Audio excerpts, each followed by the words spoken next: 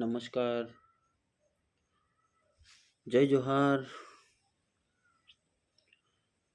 તો ચાલો આપણે આજે એક નવી ચર્ચા કરીએ.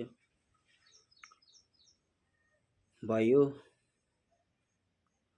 લગભગ હું થંબનેલ નાખી વિડીયો બનાવવાનું આ તે બિલકુલ પસંદ નહીં કરતો, કારણ કે રિયલ વિડીયો નાખવાની મારી આદત છે પહેલેથી.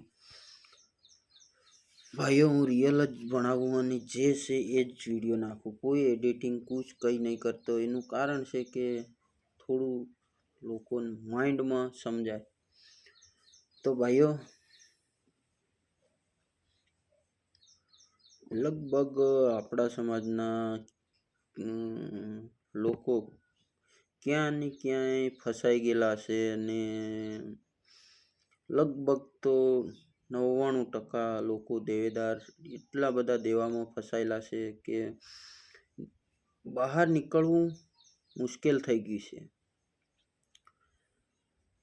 તો ભાઈઓ, ઘણું એવું સારું ધંધા છે, ઘણું એવું સારું છે, પણ છતાંય કંઈક ને કંઈક આપણા ખરાબ ડિસિઝનથી જ આપણે દેવામાં ફસાયા છે. અમુક બીમારીના કારણે ઘણા એવા પ્રોબ્લેમો છે. અમુક દેખાદેખીમાં બી બહુ એવું સારું બને છે. પણ ભાઈઓ, બને એટલી હું તમને સમજાડવાની કોશિશ કરી અને બને એટલું હું તમને કહીશ કે વાંધો નહીં, તેવું થઈ ગયું, તમે બહારગામ નીકળી જાઓ કામ પર, કે જે કામ કરતા હોય એ ધંધે નીકળી જાઓ અને પછી ધીરે ધીરે પૈસા જેમની પાસેથી લીધા છે એમને ચૂકવવાની કોશિશ કરો. ધીરે ધીરે બને એટલા થોડા ચૂકવતા જાઓ અને બને એટલું ફોગટ ટાઈમ નહીં બસાવવાનો. હવે જે થઈ ગયું એ તો થઈ ગયું છે, પણ આપણે એટલું વિચારવાનું છે કે હવે આવનાર સમયમાં આપણે થોડું કરી ભેગું કરવાનું છે અને સમય વેડફવો નહીં. હવે જે વેડફ્યો એ વેડફ્યો. હવે વેડફ્યોને ભલે 500 કમાતા હશે તો મિનિમમ 400 રૂપિયા ચૂકવણી કરજો, 100 રૂપિયા ખાવાના. ધીરે ધીરે કરતા 2-3 મહિના 2-3 વર્ષની અંદર કન્ફર્મ ગમે એટલું દેવું 10 લાખનું હશે ને તોય જતું રહે. મહેનત કરવી પડશે ભાઈઓ. તો મારું એટલું કહેવું છે. હું આગળ જરૂર તમને ઘણું એવું સારું જ્ઞાન આપી શકે, ઘણી એવી સારી મારથી બને એટલું હું તમને કોશિશ જરૂર કરીશ. અને હું છેલ્લે ઘણી વાર કહું છું, મારા વિડીયોને તમે જોજો અને સમજજો. હું આવનાર સમયમાં 20-25 મિનિટનો બી વિડીયો બનાવવાનો છું અને ઘણી લાંબી ટોપિક ઉપર બનાવવાનો છું, પણ મારા વિડીયોને સબસ્ક્રાઇબ, શેર, લાઈક, કમેન્ટ કરજો.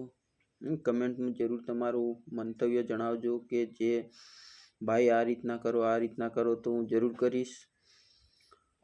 પણ મારો વિડીયો જોજો અને સબસ્ક્રાઇબ યાર તમે જોઈ લો, પણ ફરી કરતા નહીં એટલે કરી દો. સરપ્રાઈઝમાં હું ઇન્ટરનેટ બધાનું છે, આપણે રિસર્ચ કરાવ્યું છે, ઇન્ટરનેટ ચાલે છે ને એક લાઈક કમેન્ટ સરપ્રાઈઝ કરવામાં શું જાય તમારું? બસ એટલું કરી દો મારા ભાઈ. મને આનાથી બીજું કંઈ નહીં, પણ મોટિવેશન મને મળે મોટિવેશન કે મારે આ રીતના બનાવવાનો છે વિડીયોને, આ રીતના કરવાનું છે. એટલે તો ભાઈઓ, આપણી વાત અધૂરી છે એટલે હું થોડી આગળ લઈ જાઉં હવે ફરી. તો ધીરે ધીરે આપણે આગળ કમાવાની કોશિશ કરવાની છે.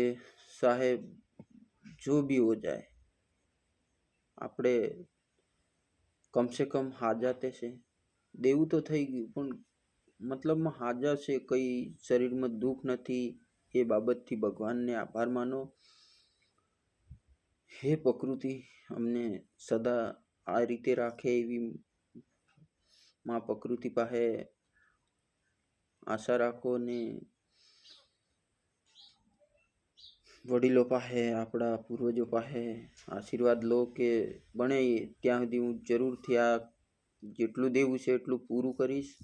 અને આમ કરીને તમે નીકળી જાઓ. ધીરે ધીરે કરીને બધાને ચૂકવણી કરવાની છે. અને ફોન ઉઠાવવાનું રાખો ભાઈઓ, ફોન ઉઠાવવાનું રાખો. જે તે જવાબ આપી દો કે મારે આ વખતે થોડી તકલીફ છે એટલે ભાઈ હું તારા પૈસા 100% તને આપી દઈશ, પણ ખોટો હેરાન નહીં કરે. લોનવાળાને બી કહેજે ભાઈ કંઈ નહીં તારથી જે થાય એ કર લે, પણ બાકી પૈસા હું તમારા આપી દઈ, પણ હવે સગવડ હવે નથી, ધીરે ધીરે કરીને આપી દઈ હું તમારા પૈસા, આવું કહેજો.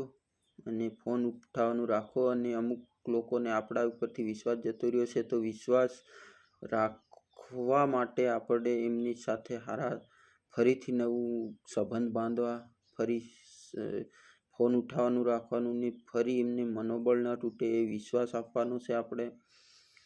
અને બને એટલી નવી ફિલ્ડમાં હોય એટલે નવું કોઈ હશે એટલે બને ત્યાં સુધી બધાથી દૂર રહો. અને મગજમાં એટલું રાખો કંઈ નહીં હું કરી લઈશ, એટલું ધ્યાન રાખજો. બીજું કે ભાઈ હું બી એક સામાન્ય ઘરથી છું, આવી પોઝિશનો થાય છે અને આવું બધું દેખેલું છે ને ખુદ મારા ઉપર થયેલું છે, એટલે મને અનુભવ પૂરેપૂરો. અને જે દિવસ મારા ઉપર આવું બધું થયું ને તે દિવસથી જ આ વિડીયો મેં બનાવવાનું ચાલુ કર્યું છે. અને લોકો પાસે ભલે હું ગમે એટલો નીચે જતો રહ્યો, પણ આવનાર સમયમાં આપણે 100% ઉપર બી આવીશું. અને જરૂરથી બધાને થોડું મગજમાં લઈને ચાલશું તો થઈ જશે 100%. રિકવરી મતલબમાં પાછું ફરી એ પોઝિશન, મતલબમાં એના લેવલ ફરી પાછું આવવું એ બહુ મુશ્કેલ છે. એટલે થોડું સાવચેત ધ્યાન રાખજો અને જોજો તો જરૂર પહોંચીશું. હું બી એ જ પોઝિશનમાં હતો, પણ આજ થોડી લેવલ પોઝિશનમાં પહોંચી ગયો છું ભાઈઓ. અને મારો કંઈ આ તમે કમેન્ટ કરશો, સબસ્ક્રાઈબ કરશો ને એનાથી મને મોટિવેશન મળશે. અને થોડું મારા ભાઈઓ મારો વિડીયો જોવે છે એવું મને લાગશે, એટલે હું આ વિડીયો બનાવવાનું હેતુ રાખું છું. અને ભાઈઓ ઘણું એવું સારું હું આગળ બી તમને જ્ઞાન આપીશ. કોઈથી ગભરાવાનું નથી, દેવાવાળાથી. અને કોઈથી ગભરાવાનું નથી. બને એટલું ધીરું થશે પણ થશે, અને આપી દઈશું એવો વિશ્વાસ લઈને ચાલો તો 100% આપીશું. ખોટા તહેવારોમાં આપણું સમય ના બગાડો. તહેવારો આવતા જશે, જતા રહેશે. થોડા તહેવારો છોડીશું તો થોડા આગળ બી આવીશું. આપણે દિવાળી, હોળી, ધૂળેટી, આ તે રક્ષાબંધન, નાના કેટલા તહેવારો આવે, દરેકની ઉજવીએ પછી કમાવાના હશે. એટલે ભાઈઓ થોડું ધ્યાન રાખજો. તહેવાર મનાવજો પણ પોઝિશન પ્રમાણે મનાવજો. બાકી બને એટલું તમે કોશિશ કરજો આગળ આવવાની. જરૂરથી આવીશું. ભલે આપણે સુરક્ષિત છે, સારા છે, આપણે કોઈ જાતનું બીમારી નથી, એ માટે તો ખુશ રહીશું.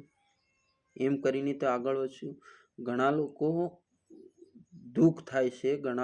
દુઃખ થાય છે કે બીમારી આવી ગઈ છે અને સામે દેવું એટલું છે, બીમારી છે, હવે શું કરીશું, આવું થઈ છે. પણ આપણે તો બહુ સારા છે અને સારી રીતે છે. મને ખબર છે 100% આ વિડીયો જોતા હશે ને એમાંથી 99% લોકો આવી રીતે ફસાયેલા હશે અને આ રીતના હશે ને બહુ સારા હશે, કોઈ બીમારી નહીં હશે. માં પ્રકૃતિને નમન કરું કે હરેકને એવા આશીર્વાદ આપશે કે મનોબળ ના તૂટે ને હરેકને એવું આશ્વાસન આપશે માં કોઈ પાસે કોઈ ખરાબ ના થાય. આપણા પૂર્વજો અને બધાને પાસે હું દિલથી કહું છું કે કોઈ જોડે ખરાબ નહીં થાય. આપણે ભાઈ ભાઈ બી સારા નહીં રહેતા, ભાઈ ભાઈ બી બધા આમ તેમ, કાકા બાબાના ભાઈ બી રીહી મરે, બધા ભાઈઓ રીહી મરતા હોય, પણ ભાઈઓ આપણા જ માણસો છે, આપણા સમાજના છે અને આપણે જ આગળ આવવાનું છે. તો આવી રીતનું છે બધું. જોહાર ભાઈઓ. ફરીથી એકવાર તમને કહી દઉં હું અંતિમ કે તમારું ધ્યાન રાખો અને આગળ વધો, ખૂબ આગળ વધો, ખૂબ નામ રોશન કરો, પણ આમાંથી પહેલાં છુટકારો કરી નાખજો. નમસ્કાર ભાઈઓ. તો હવે હું તમને કહી દઉં છેલ્લી વાત, મારી ચેનલ છે ને સબસ્ક્રાઈબ કરી દો, લાઈક કરી દો, કમેન્ટ કરી દો. કમેન્ટમાં લખી દો ભાઈ તમે આ રીતના વિડીયો બનાવો, હું બનાવીશ. જય જોહાર.